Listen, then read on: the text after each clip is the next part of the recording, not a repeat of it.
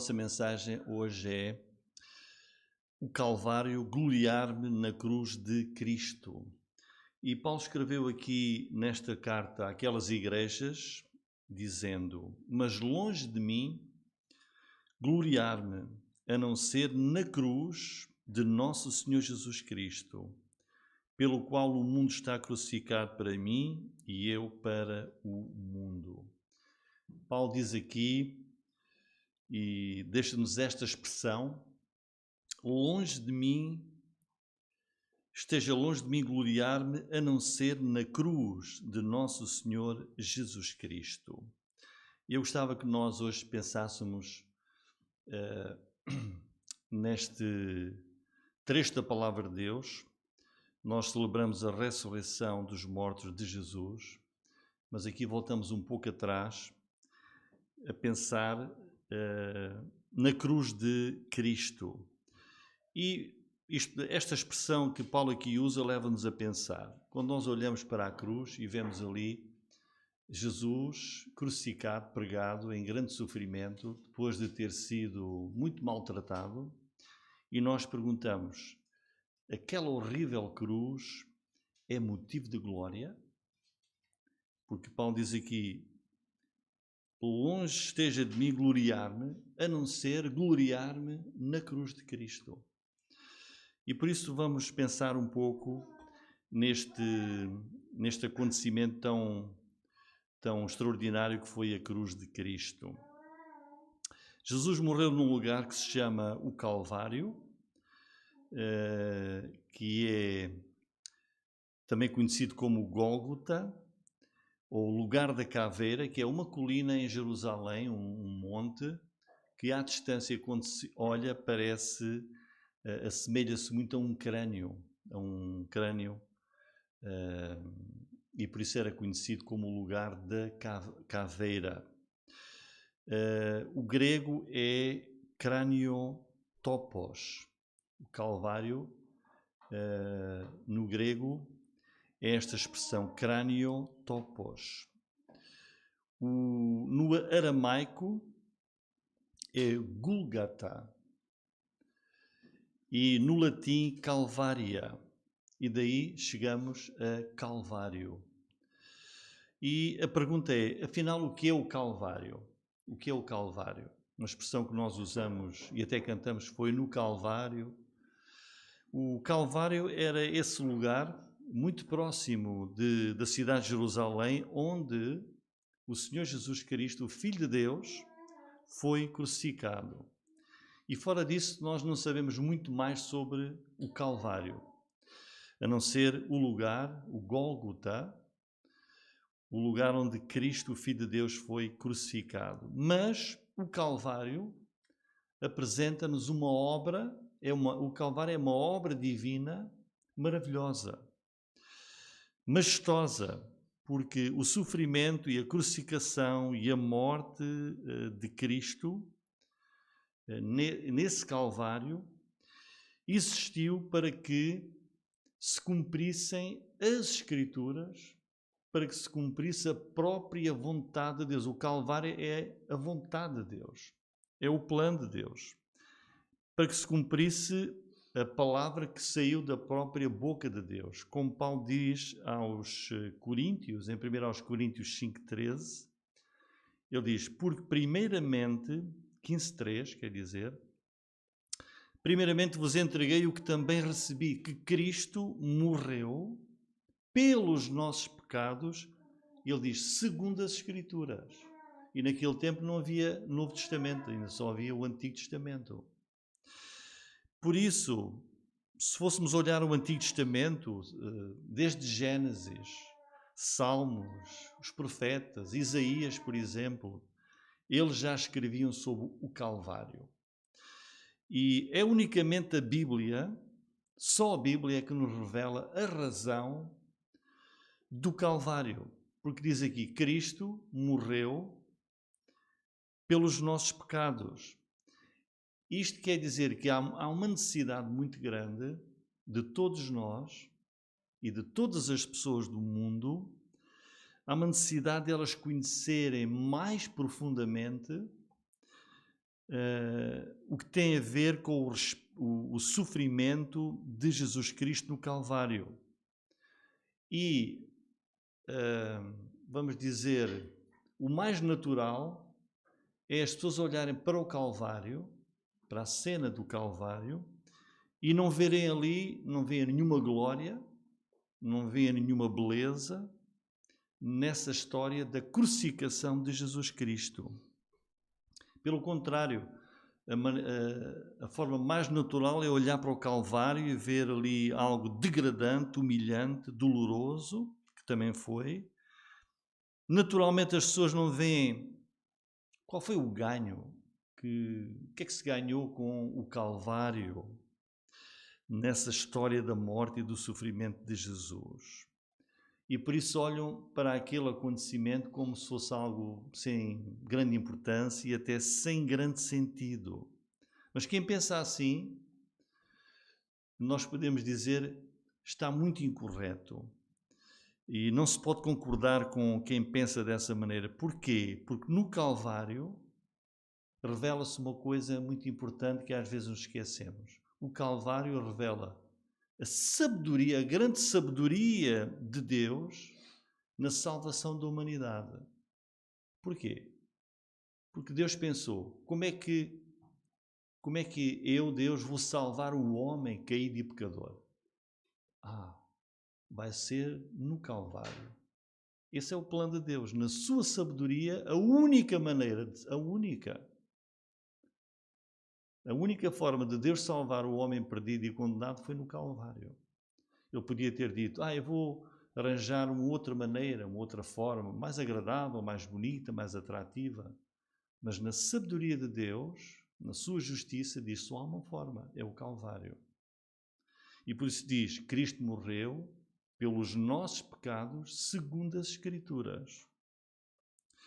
Na sua sabedoria, Deus escolheu o Calvário para regenerar e redimir o perdido, eu e tu.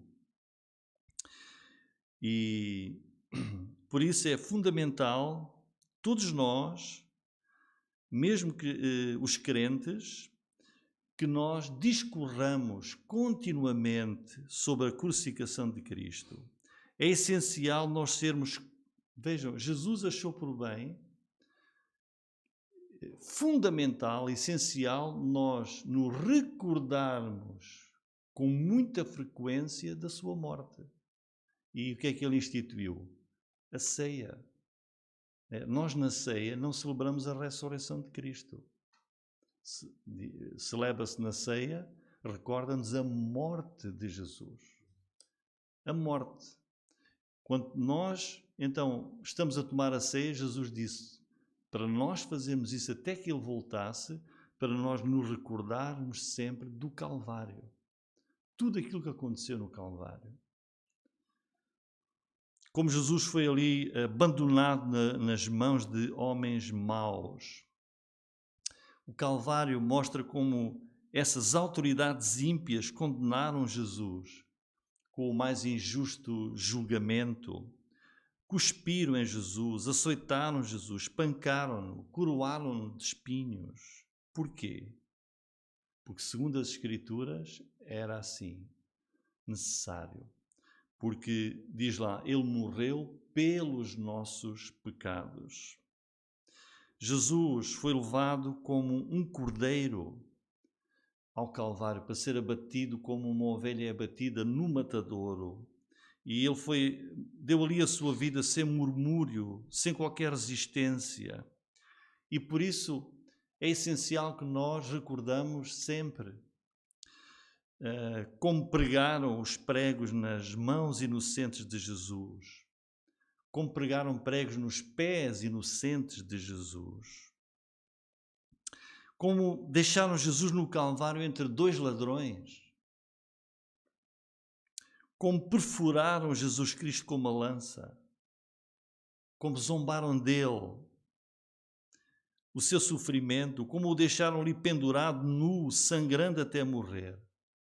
Porquê? Pelos nossos pecados. Porque Deus determinou, essa é a única forma, na sua sabedoria.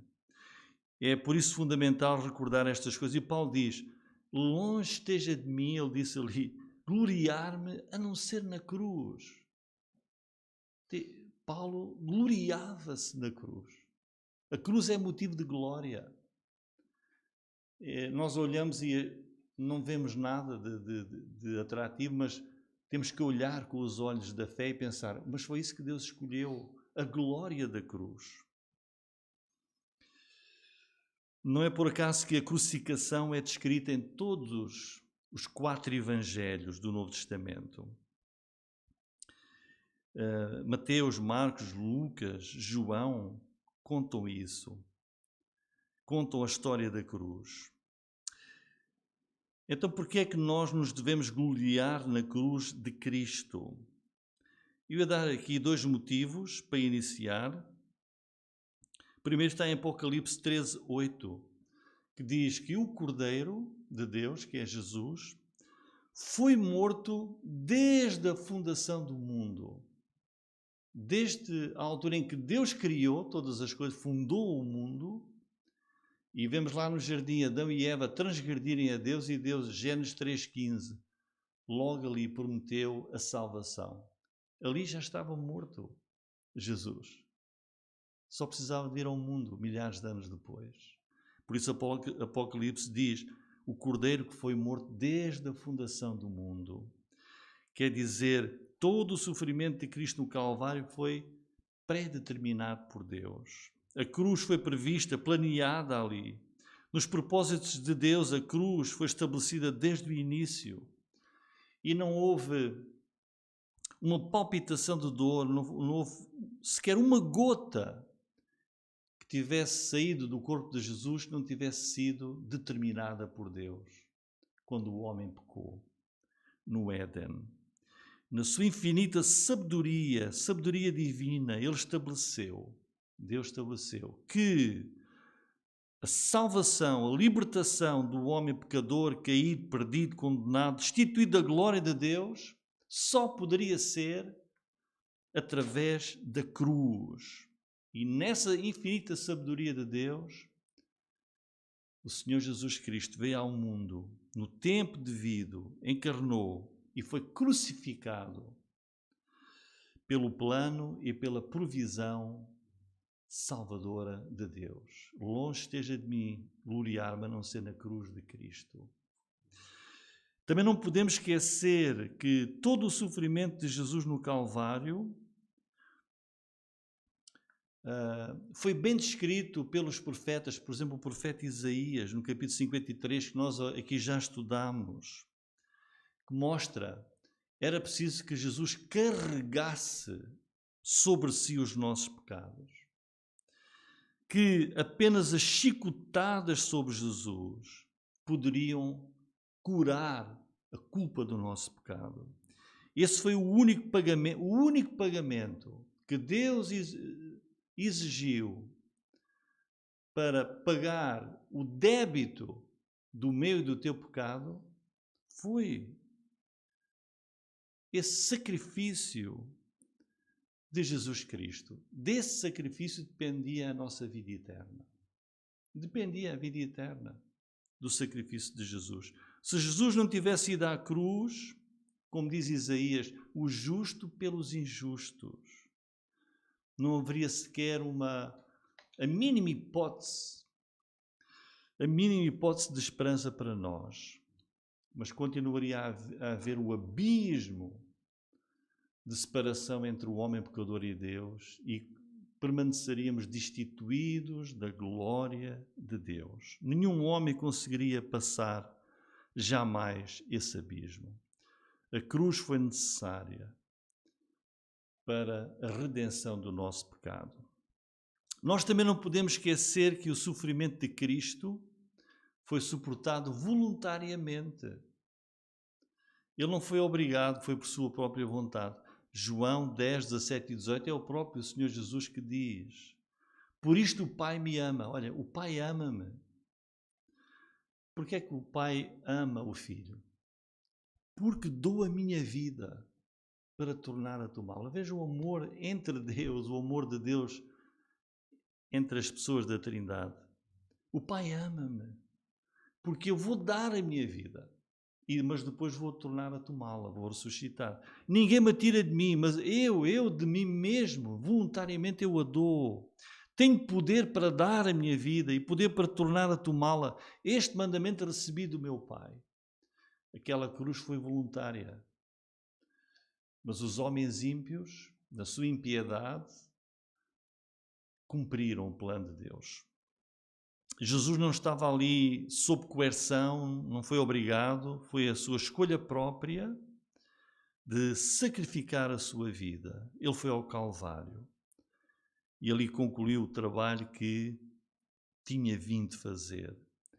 Jesus disse, lá no jardim do Getsemane, poucos instantes antes de ser preso, ele disse, se eu quisesse, eu podia pedir ao Pai 12 legiões de anjos que me libertariam.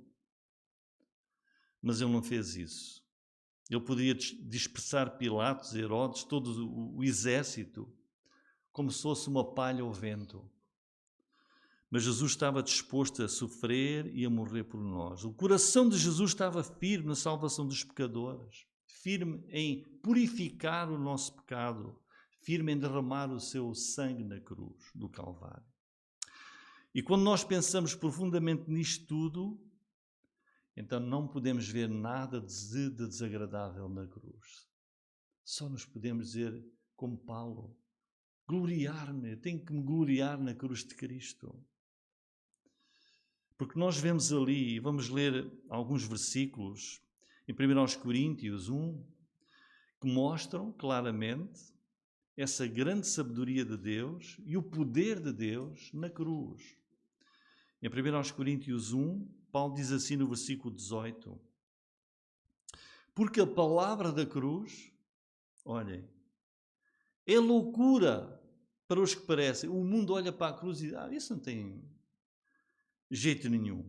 Mas para nós que somos salvos é o poder de Deus. Não há outra forma. A cruz é o poder de Deus. Ou o versículo 24. Mas para os que são chamados, tanto judeus como gregos, lhes pregamos a Cristo, poder de Deus, sabedoria de Deus. Ou o versículo 27. Mas Deus escolheu as coisas loucas deste mundo para confundir as sábias. E Deus escolheu as coisas fracas deste mundo para confundir as fortes. E o versículo 30. Mas vós sois dele, em Jesus Cristo, o qual para nós foi feito por Deus sabedoria e justiça e santificação e redenção. Por isso, quanto mais nós mantemos a cruz de Cristo na nossa mente, no nosso coração, mais nós vamos percebendo o que era de facto a cruz. Quanto mais nós discorremos sobre a crucificação nos nossos pensamentos, mais ficamos satisfeitos. Quando nós começamos a compreender e a saber mais e mais sobre a cruz, que maravilha, que glória, que sabedoria, que poder de Deus. Porque é só na cruz do Calvário que nós podemos compreender e aprender como Deus salva o pecador. E gostava que nós agora a seguir víssemos os motivos de nós nos gloriarmos na cruz. Que motivos há para eu ter alegria na cruz, para eu me gloriar na cruz? Que, como diz a palavra, é a sabedoria de Deus, é o poder de Deus, é a única forma. Irmãos, o que aprendemos com o Calvário, com a cruz de Cristo, naquela cruz nós conhecemos o grau e a grandeza do amor de Deus para com o pecador. Quando nós olhamos para a cruz, vemos isso. O grau de amor de Deus, a profundidade, a grandeza.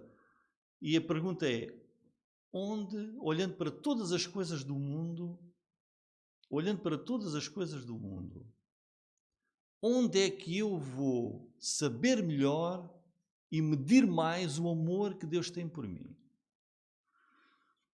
Eu posso olhar para o sol, para a lua, para o universo, para a natureza, coisas maravilhosas da natureza. Irmãos, mas aí, para a coisa mais bela do mundo, não conseguimos encontrar a maior prova do amor de Deus. Mas quando nós olhamos para a cruz de Cristo, então nós podemos ver e dizer, ali vejo o amor de Deus. Que Deus amou tanto este mundo pecaminoso, que não deu um anjo, um arcanjo, um querubim, deu o seu único filho, primogênito, ou melhor, o filho unigênito, e deu-o para sofrer e morrer, para que qualquer pessoa que creia neste Filho que é Jesus, essa pessoa, ao crer, não pereça, mas tenha a vida eterna. Nós sabemos que o Pai nos ama porque, vejam, como é que eu sei? Ele não negou o seu único Filho. E se alguma vez nós pensarmos ou imaginarmos que Deus, o Pai, é grande demais, Deus é infinito, Deus é altíssimo, Ele é transcendente, Ele é santo demais, como é que Ele se vai importar com uma criaturazinha como eu? Sim, quando olhas para a cruz, tu dizes, é verdade. Esse Deus altíssimo importa-se com uma criaturazinha como eu. A pior pessoa do mundo. Deus importa-se, porque mandou o seu Filho para morrer por essa pessoa.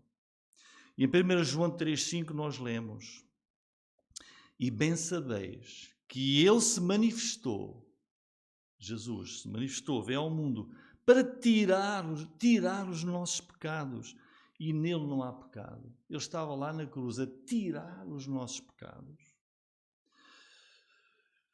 Podemos colocar outra questão. Onde é que nós saberíamos melhor o quanto o pecado é depravado e abominável à vista de Deus? Dizemos que o pecado é horrível. Mas prove-me lá. Onde é que eu posso saber que o pecado é mesmo uma coisa horrível para Deus? Onde é que eu posso ver isso de uma maneira assim muito evidente? Olhe, por exemplo, podíamos dizer o dilúvio. Deus mandou um dilúvio por causa da grande iniquidade do mundo que matou toda a existência, menos 8 pessoas e os animais que estavam numa arca. Deus afogou o mundo todo por causa do pecado. Mas poderemos ir ao Mar Morto, na zona do Mar Morto, e ver ali, por exemplo, vestígios de como Deus destruiu com fogo e enxofre, que veio do céu, destruiu o quê? Sodoma e Gomorra, no tempo de Ló. Ou podíamos olhar e ver como Deus, por causa do grande pecado do povo de Israel, levantou um império, Nabucodonosor, os caldeus, que entraram em Israel, arrasaram com tudo, com a cidade, com o templo, e levaram o povo cativo para a Babilónia, por causa do pecado. Espalhou Israel pelo mundo. Sim, aí podemos ver a justiça de Deus, o quanto Deus castiga o pecado. Mas não é aí. Quando nós olhamos e vemos que Deus enviou o seu único Filho, e é nesse Filho que Ele castiga o pecado do mundo inteiro, não só de uma nação, Israel, do mundo inteiro. Quando nós olhamos para o Calvário, então aí nós vemos, para Deus mandar o único Filho e sacrificar o seu Filho por causa do pecado, então o pecado é mesmo uma coisa horrível. Condenável. Porque Deus lançou o pecado do mundo sobre o seu Filho. Esse pecado que nos separa de Deus, nem mesmo os anjos do céu poderiam fazer a paz entre nós e Deus, mas só na cruz de Jesus. como diz Gálatas 1:4, o qual se deu a si mesmo, Jesus, pelos nossos pecados, para nos livrar do presente século mau, segundo a vontade de Deus, nosso Pai. Poderíamos também fazer esta pergunta, onde nós iríamos conhecer, onde nós iríamos, ou melhor, encontrar razões fortes. Porque é que eu devo ser uma pessoa santa? Porque é que eu devo fugir do pecado do mundo e ser transformado e querer viver uma vida de santidade para Deus? Bem, posso ler os 10 mandamentos, a lei de Deus, e ver aquilo que Deus pede de nós, as exigências, sim. Ou olhar para os bons exemplos de homens e mulheres da Bíblia. Ou olhar para os prémios, as recompensas, as coroas que Deus tem à espera daqueles que viverem para a sua glória aqui no mundo. Ou pensar no castigo do inferno. Então eu devo escapar disso, do estilo de vida que têm esses que caminham para o inferno. Mas o motivo mais forte que deve levar uma pessoa a viver uma vida santa que agrada a Deus é a cruz. É a cruz. Porque Deus deu o seu Filho e morreu para nos salvar. E 1 Pedro 2,24 diz assim: levando Ele mesmo no seu corpo, Jesus, os nossos pecados sobre o madeiro, para que, mortos para o pecado, pudéssemos viver para a justiça. E pelas suas pisaduras fomos sarados. Quer dizer, lá na cruz do Calvário, nós vemos o amor de Cristo a dizer: eu morri por ti, vive agora, transformado, uma vida que me agrada, uma vida santa, porque foste comprado pelo meu sangue, vive para a minha glória. Eu paguei o preço e por isso faz como Paulo diz e escreve em 2 Coríntios 5,17: já estou crucificado com Cristo e vivo não mais eu, mas Cristo vive em mim. É por isso que lá no Calvário eu vejo que Jesus se deu a si mesmo por mim, não apenas para me redimir das minhas iniquidades, mas deu-se por mim para purificar o meu estilo de vida, para que eu possa ser uma pessoa singular, zelosa de boas obras. Jesus deu a sua vida para que, quando alguém crê, essa pessoa é transformada, nasce de novo para viver uma vida que agrada a Deus. A cruz, quando olhamos para a cruz e saber que Jesus morreu ali por nós, eu não posso dizer, mas eu vou continuar a viver.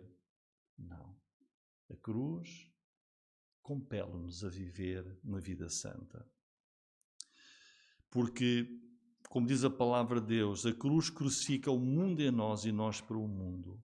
Como é que nós podemos viver ainda como este mundo quando nos lembramos que a causa da morte de Jesus é o pecado? Certamente ninguém é tão santo quanto os discípulos de um Senhor crucificado. E quase a terminar, onde é que nós aprendemos melhor o contentamento? Quer dizer, dar-me por satisfeito, dar-me por alegre, mesmo debaixo das maiores preocupações e ânsias da vida. Como é que eu posso atingir esse estado de contentamento? Quando nós olhamos para o Calvário, para a cruz, e olhamos para Romanos 8,32, que diz o seguinte: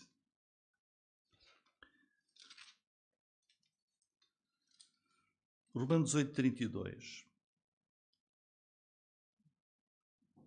Aquele que nem mesmo a seu próprio filho poupou, antes o entregou por todos nós, como nos não dará também com ele todas as coisas? Então, quando nós olhamos para a cruz do Calvário, pensamos: Deus não me deu só a salvação. Por causa da cruz de Jesus, o Senhor vai me dar todas as coisas. Todas as coisas. Porque nós lemos ali, Ele não poupou o seu próprio Filho, entregou para morrer por mim e por isso certamente irá dar-me todas as coisas que serão necessárias para uma vida aqui, para a sua glória e honra. Aquele que fez coisas grandiosas por mim, vai fazer coisas mesmo menores, mais pequenas. Porque Ele deu a sua vida por mim, para me dar tudo, as coisas grandes e as pequenas. Na cruz nós aprendemos o contentamento. E também a certeza de que nunca seremos lançados fora, como diz Romanos 8, versículo 38 e 39. Porque estou certo de que nem a morte, nem a vida, nem os anjos, nem os principados, nem os potestades, nem o presente, nem o porvir, nem a altura, nem a profundidade, nem alguma outra criatura nos poderá separar do amor de Deus que está em Cristo Jesus, nosso Senhor. Quando olhamos para a cruz, nós temos uma certeza. Se Deus não poupou o seu Filho, antes o entregou para nos salvar, então quando eu sou salvo, nada mais me pode separar do amor de Deus. Nada, como diz aqui. É por isso que a cruz também nos dá a certeza de que nunca iremos ficar separados do amor de Deus. Porque Ele pagou um preço muito grande para nos salvar. O preço mais alto. Nada nos vai, então, jamais separar do amor de Deus. Irmãos, é por isso que olhemos para a cruz como Paulo olhava. Longe de mim esteja gloriar-me, a não ser na cruz de Cristo, na cruz do nosso Senhor Jesus Cristo, pela qual o mundo está crucificado para mim e eu para o mundo.